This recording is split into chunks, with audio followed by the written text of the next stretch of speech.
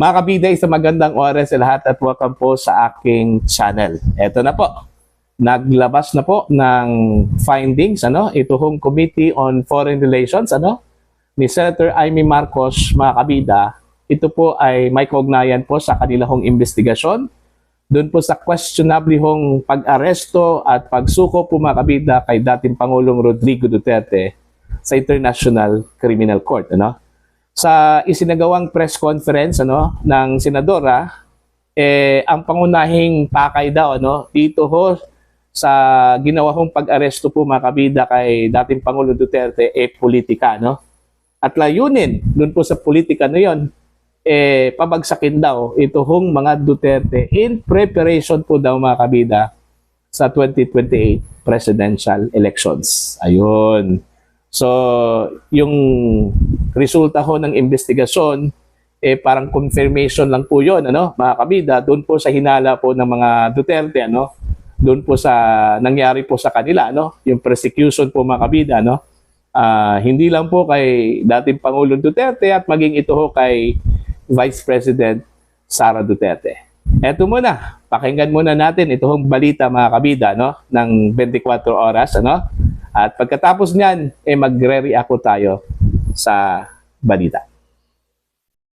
Ang lumabas na motibo sa pag-aresto kay dating Pangulong Duterte, base po yan sa investigasyon ng komite ni Senadora Amy Marcos.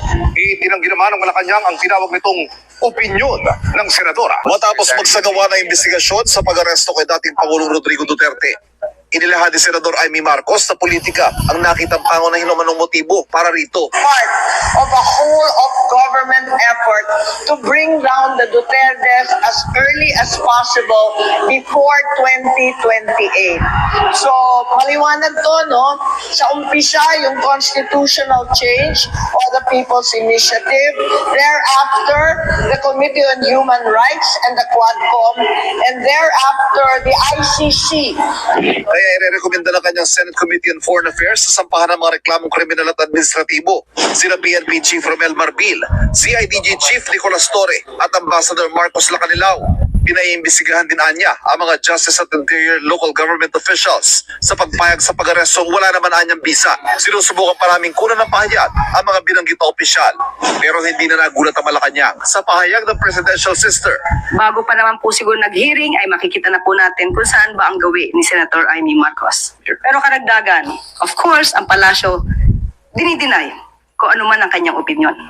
Sinigundahan naman ni Vice President Sara Duterte ang anggulong politika ang nasa likod ng pagpapaaresto. Ang moabot na eleksyon, tungod kay nagkakusog kaayo ang oposisyon o sa 2028 elections sa mga dili gusto mo naog o gusto mo kapot sa ilang power or gahom nila sa ilang katungdanan.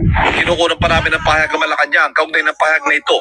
Sabi pa ng bise, ultimo siya ay nasa listahan ng aarestuhin anya ng ICC. Walang ganyang impormasyon mula sa ICC hanggang ngayon. Daghan kaayo ni nga naa sa listahan sa ICC. Nahibaw ko kay pag-abot na ko dito, nakatingala ko nga sa sugod, pwede pa ko mabisita kada adlaw.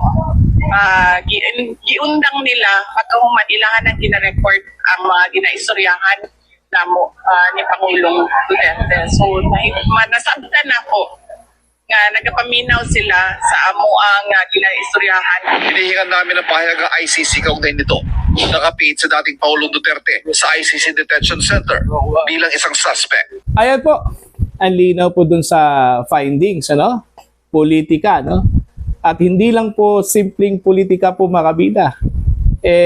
May component na po na pabagsakin ito hong mga Duterte, Okay? Mula sa dating Pangulo at maging dito ho kay Vice President Sara Duterte. Mantakin nyo bilang paghahanda di umano doon po sa presidential election po sa 2028.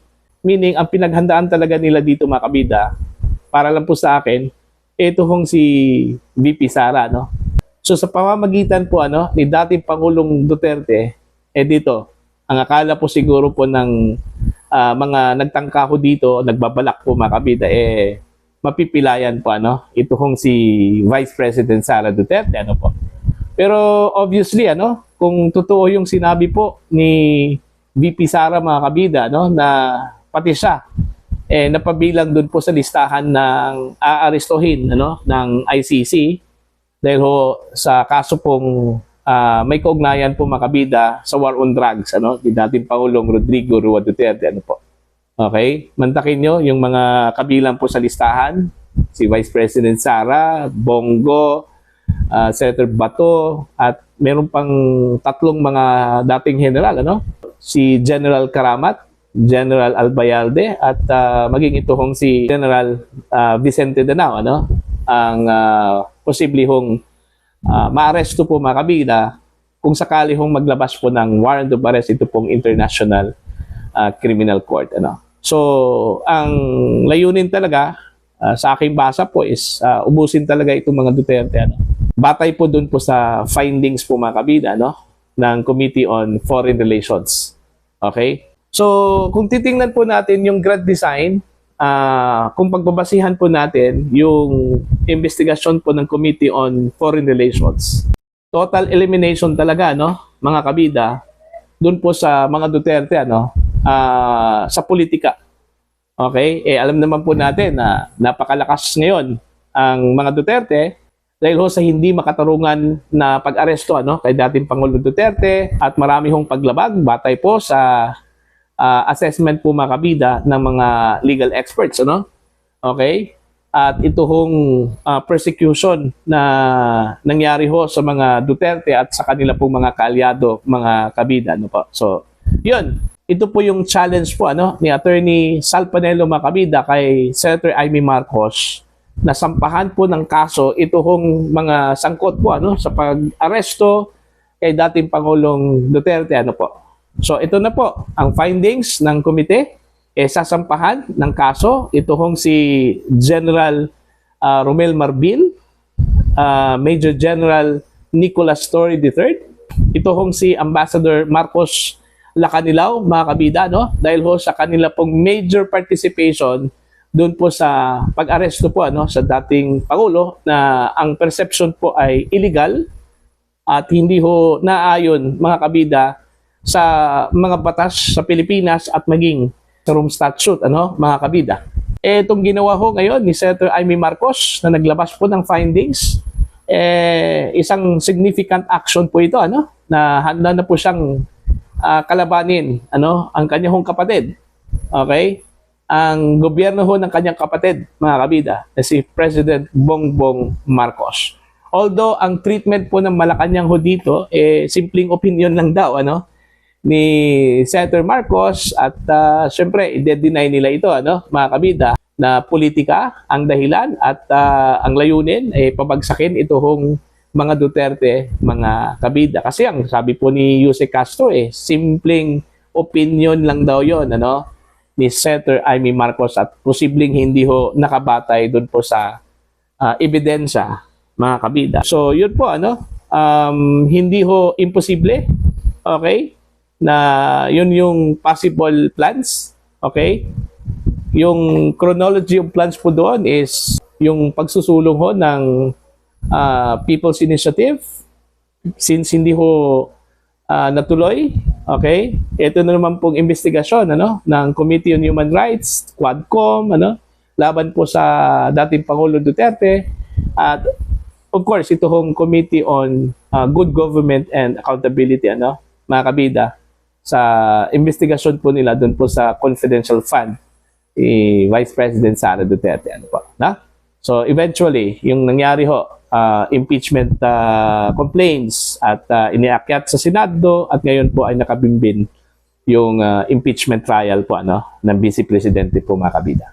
So yun po, abangan na lang po natin ano kung mangyayari man na maglabas po ng warrant of arrest ano ito pong International Criminal Court at mapabilang po doon ano si VP Sara sa aarestuhin po mga kabida. Ang tanong po dito kung uulitin ba ng Marcos administration ano yung nangyari ho, yung ginawa po nila kay dating Pangulong Rodrigo Roa Duterte ano. Yun yung tanong, ang makakasagot lang po mga kabida ito hong Marcos administration.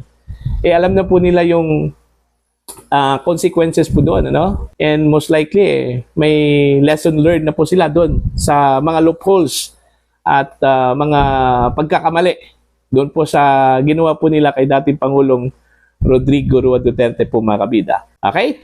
Para po sa inyo, ano po ang inyong pananaw at opinion po dito, mga kabida? You can comment down. Sa mga hindi pa po subscribers sa akin channel, please subscribe. Just click the subscribe button, click the notification bell, click all para updated po kayo sa aking mga uploads. Maraming salamat po sa inyong lahat, mga kabida.